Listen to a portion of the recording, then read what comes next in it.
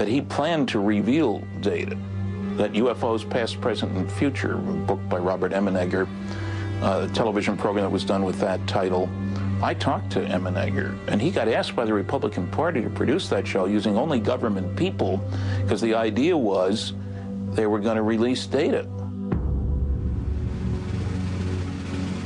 Bob Emenegger was an advertising executive and television producer who happened to know an important man inside the Nixon White House. Bob Haldeman was someone I knew from UCLA Beta House, which is a fraternity. Then, as you know, he went on to be chief of staff under Nixon. In the mid-1970s, Emenegger and his partner researched military stories for their TV production at Norton Air Force Base's film archives. Paul Shartle is the one who took us in there and said, what would you think if we told you we had a landing at Holloman Air Force Base of an alien craft, and it was filmed by our TDY, our temporary duty guys, and the film was sent here to Norton, where all films usually are sent. And I thought, this sounds outrageous, that, UFOs and all. He said, well, look, if you're interested, check with the Pentagon, but bury those under those other projects because it's a red flag to get into the subject of UFOs. George Weinbrenner was the commander of foreign technology. He has a private bunker down at Wright-Patterson. I went down the long hall, I could see all the little cameras, surveillance cameras, walked right up to his desk and said, I want to ask you, what about the landing of an alien craft at Holloman Air Force Base? And I sort of expected him to say, what? The what? He didn't. So he reached up, pulled out a book, handed it to me. So I opened the book up and it said, to my friend, Colonel George Weinbrenner, signed Dr. Alan Hynek, and the book was all on UFOs. Well, Hynek was the scientific advisor to the Air Force at that time on UFOs. Perplexed, Emenegger contacted his friend and Nixon's chief of staff, Bob Haldeman. He was at the White House, and I asked if he had heard anything about the landing at Holloman Air Force Base, and he said, well, I heard something, but I don't know. Whether the president knew, I have no idea. While Emenegger never obtained the Holloman film for the 1974 nationally broadcast program, his first-hand experience provides researchers insight on what American presidents may have known about UFOs. A friend of mine helping me out talked to two ex-presidents. They both confirmed that they had been shown the Holloman Air Force Base film.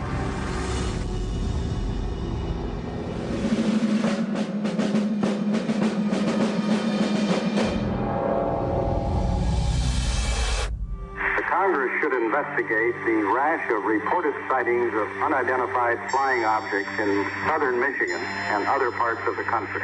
Gerald R. Ford had shown interest in the UFO subject as a congressman due to sightings by people in his district during the 1960s. What a lot of people don't realize is that the primary function of a congressman is to serve his constituents. So Jerry, out of service to his constituents, saw to it that there would be a hearing. So Gerald Ford went to the bat for the people who wanted an answer. And he made a lot of very, very strong statements saying that he wanted a congressional investigation.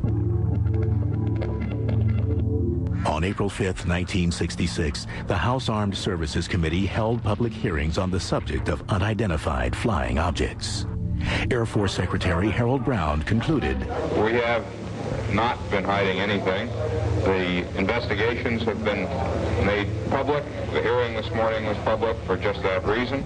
It's unknown whether the hearings actually had an impact on Ford's view of UFOs after becoming president. But many researchers maintain Ford selected advisors who showed an understanding of the potential threat posed by UFOs. He had some advisors who, at the time, may not have been all that important. There was Dick Cheney and Donald Rumsfeld. Had George Bush Sr. as his CIA director, had some people who he could trust and who could trust him. After leaving the White House, Ford replied to a letter from a former Air Force intelligence officer who researched UFOs. During my public career in Congress as Vice President and President, I made various requests for information on UFOs. The official authorities always denied the UFO allegations. As President, Ford said nothing on this topic. So you can either think someone got to him or he just lost interest, but I think more likely he decided it wasn't politically prudent to discuss this matter.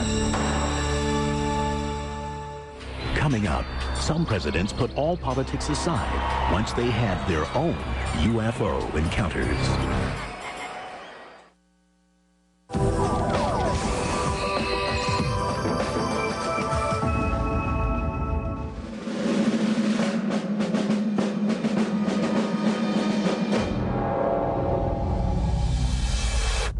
While there are some documents connecting UFOs in the White House and a few reports that presidents may have seen them, there's only one public admission. President Jimmy Carter was the first commander-in-chief to admit to seeing a UFO. Carter was known as UFO president because he actually talked about his sighting. A UFO group had contacted him, wrote him a letter and said, could you fill out our sighting report?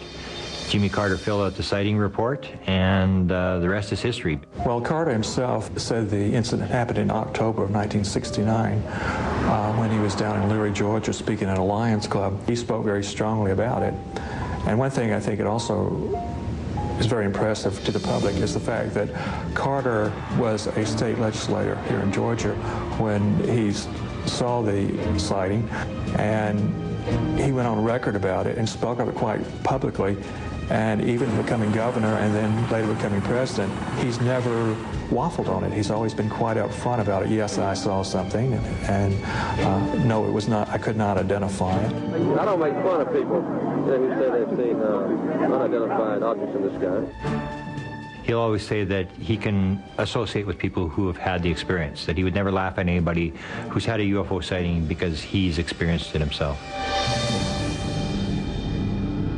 Carter's UFO report gives a vivid account of what he saw that night. I never have tried to identify what I saw. It was, a light in the western sky. It was very unique. I never seen it before. So there were about 20 of us who saw it.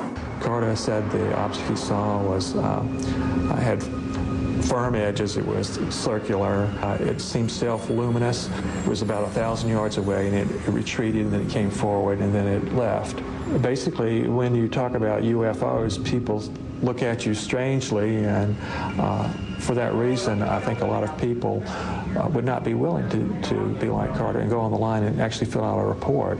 And he's never disavowed the content of his report, which tells me that Jimmy Carter, just as honest as a man as you'll ever find in or out of government, has left that bit of legacy to be savored by future UFO researchers who can point to it as a milestone in the fact that the government does know more than it has been telling about the subject. And this was enough inspiration for Jimmy to try to funnel out some of that knowledge.